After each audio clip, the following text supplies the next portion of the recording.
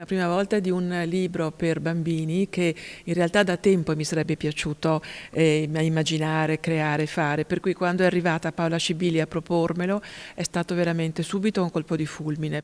Un libro per bambini è il primo nella storia del Museo Nazionale Collezione Salce di Treviso. Scritto e illustrato dall'artista trevigiana Paola Scibilia, si intitola Collezione Salce I miei manifesti ed è pubblicato dalla Direzione Regionale Musei Nazionali Veneto.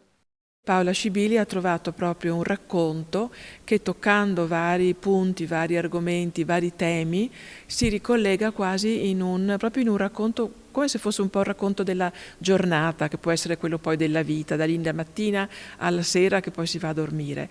E in questo modo è riuscita a coinvolgere un gran numero di manifesti divertenti, colorati, un vero viaggio. L'autrice si è ispirata innanzitutto alla raccolta del museo. Al meraviglioso catalogo che è online nel sito del museo e ho potuto proprio studiare manifesto per manifesto, sono migliaia, lo sappiamo, una meravigliosa carrellata sui manifesti della collezione Salce, quindi un mondo veramente magico. È proprio stato proprio questo pizzico di magia che mi ha iniziato a scrivere i testi.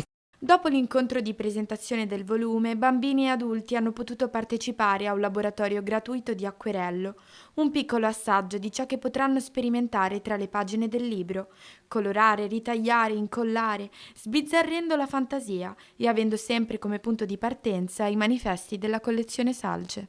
I bambini e le bambine sono delle menti assorbenti, dobbiamo rimanere anche noi adulti e il sentimento più bello che trasmettono i manifesti è tanto l'ironia.